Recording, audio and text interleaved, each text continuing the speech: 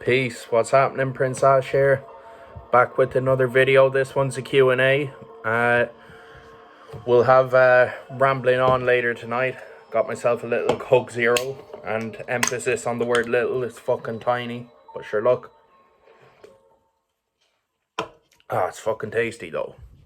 I like it. So, I got a question yesterday from Lion Barlover. Big up Lion Barlover. He asks, what is having psychosis like? A broad question, of course. And he goes on to say, I've had bad experiences with people with schizophrenia and I'm frightened of them. And when I first read it, I was like, I was a little bit hurt and insulted. Like, for someone to say you're frightened of people with schizophrenia. But that's fair enough as well. Like, there's good and bad people everywhere. There's good and bad people with schizophrenia that do bad things, and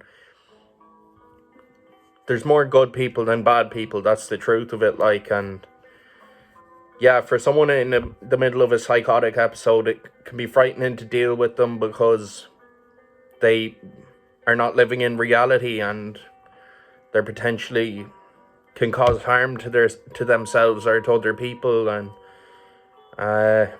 it is a frightening thing to see, like, someone not in their right mind, or someone who's not living in reality and who's, you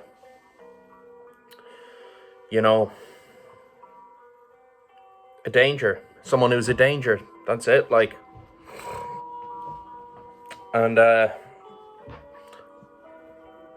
but no, I understand. Like, when I was a teenager, I remember saying, I'm afraid of people with schizophrenia.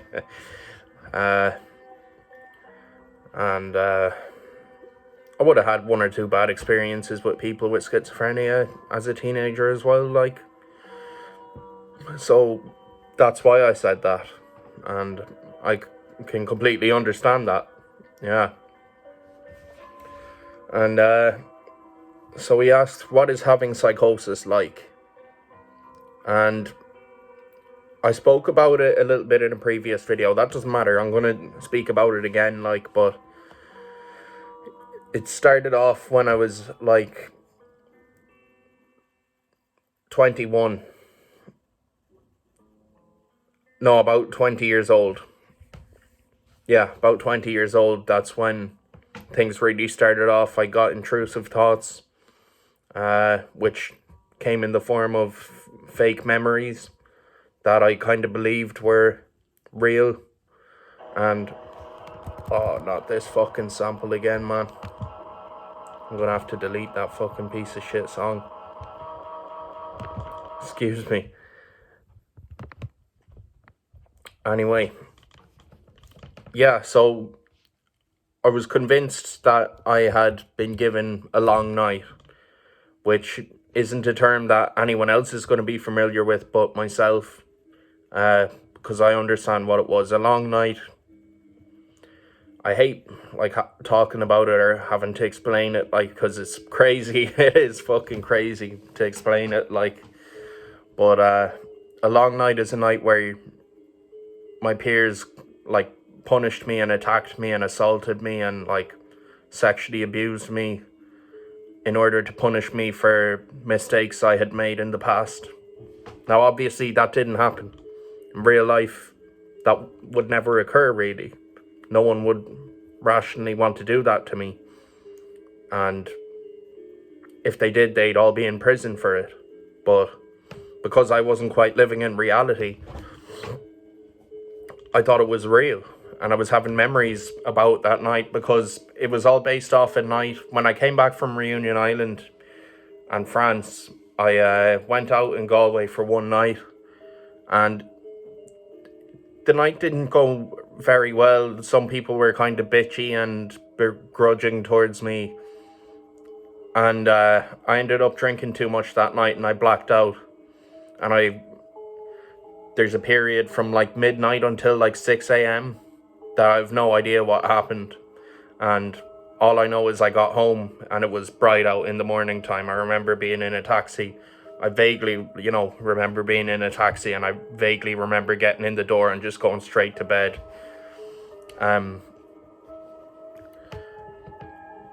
But I was absolutely traumatized. I didn't know what had happened, and I knew I was in the taxi. I was a bit traumatized. I was shaking,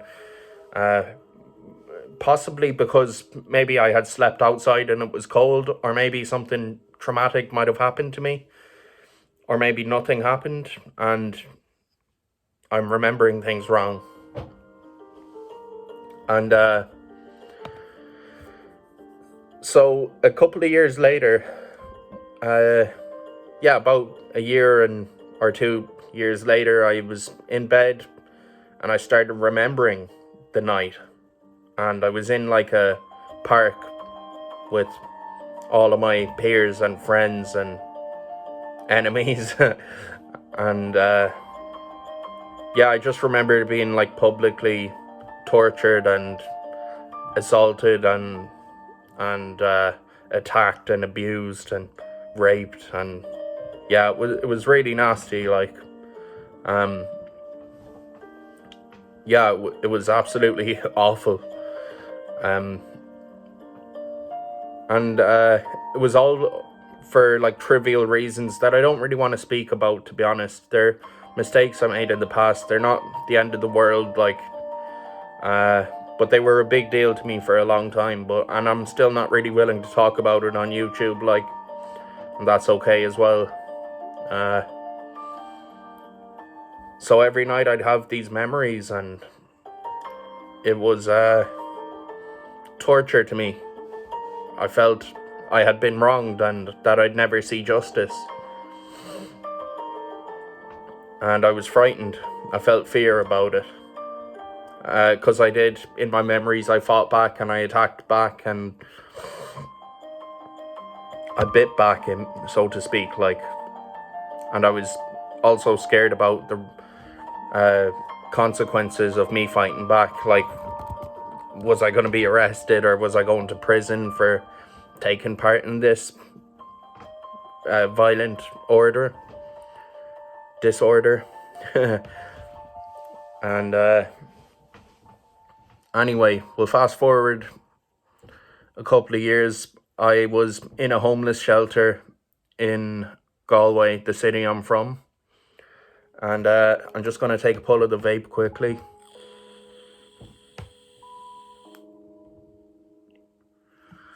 Yeah, I was in a homeless shelter. And I was going to go to rehab on like the 25th of January, 2022 it was. So from December to January, I was in the homeless shelter for the first time in Galway. And my mindset was, right, I'm just going to ride out these next 2 months until rehab, and I'm not really going to limit my drug and alcohol consumption. I'm just going to use alcoholically and as an addict and enjoy what I can before I go to rehab. And I was on a toxic combination of drugs and alcohol all the time. The days I didn't, this is bad, like, but the days I didn't have alcohol or money, I'd drink hand sanitizer. And it was nasty, and I could have died. Fortunately, I'm still here. But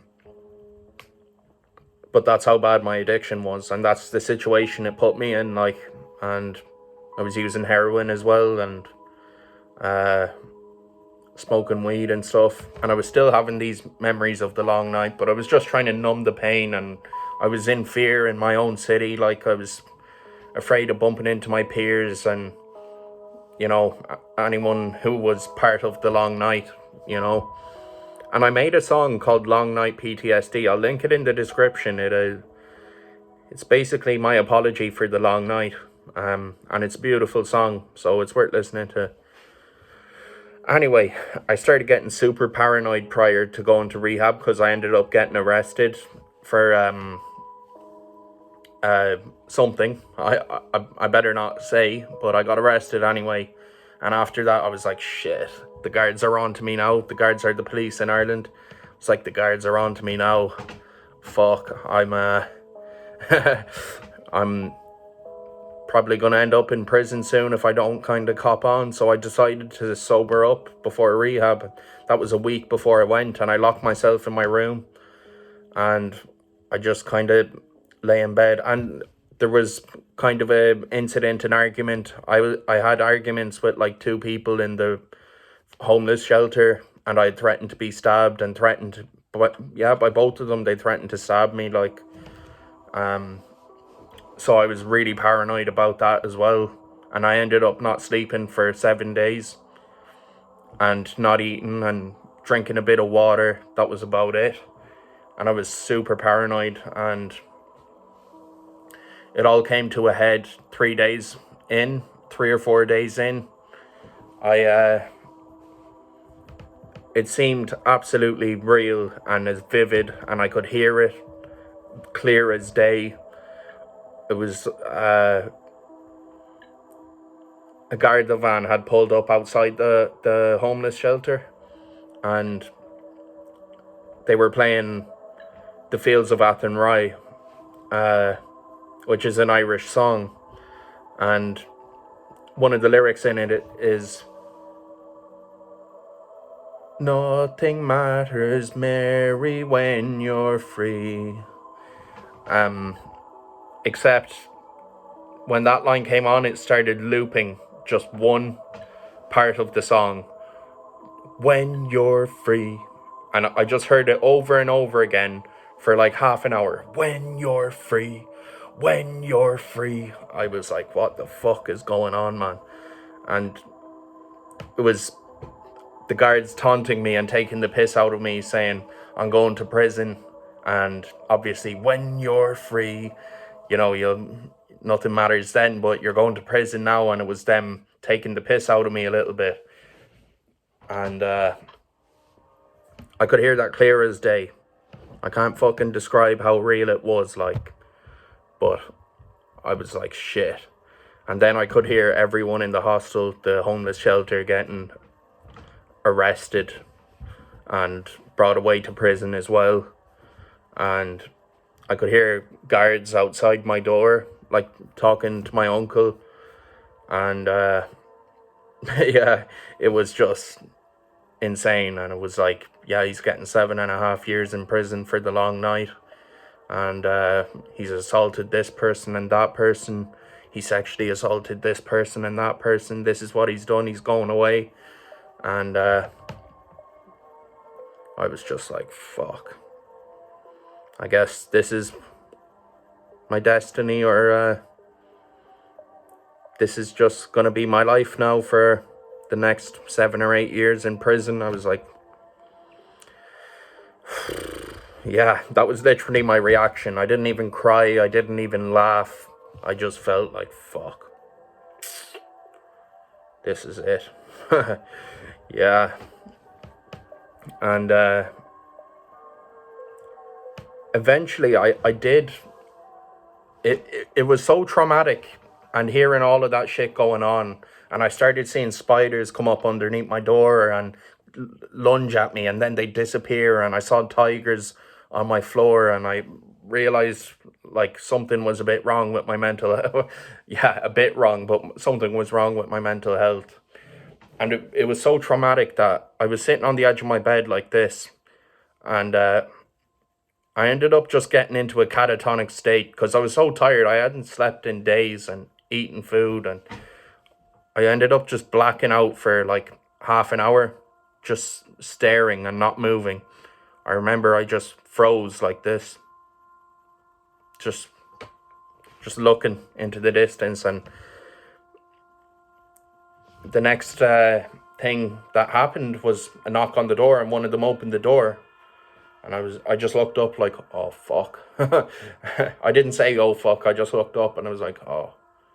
And it was one of the workers from the hostel. He was like, your uncle's here, he's giving you a lift to rehab now, you better get going. I was like, fucking hell, man. And all the way there I was hearing voices. yeah, not saying very nice things, calling me a stupid retard, you stupid fucking bastard, you useless bastard. And I was just like, oh. And that's a little bit about what it's like, and it's scary, yeah. And what kind of took the fear out of it for me, it was like, I thought people had a technology that they could communicate with me that way. And so I kind of had the feeling, oh, this isn't all in my head. I'm going to get justice because people know what's going on in my head now, and people are going to get me justice, and they're helping me. These voices are actually helping me. I'm learning from them. That's what I thought anyway, and that made me be a lot less scared. But after a couple of months in the rehab, I still hadn't told anyone I was hearing voices. I was super paranoid. After 2 months, I just came to the sudden realization. I was like, this is all in my head. Nobody's coming to save the day. Yeah, I'm in psychosis. And that was really frightening. When I realized in that moment, I was like, oh my god, fuck. This is fucking horrible.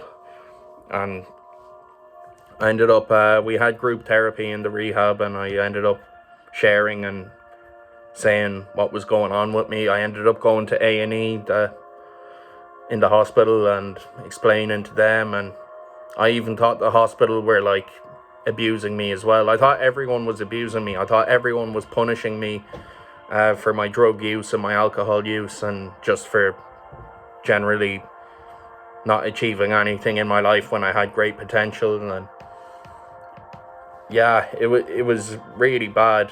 And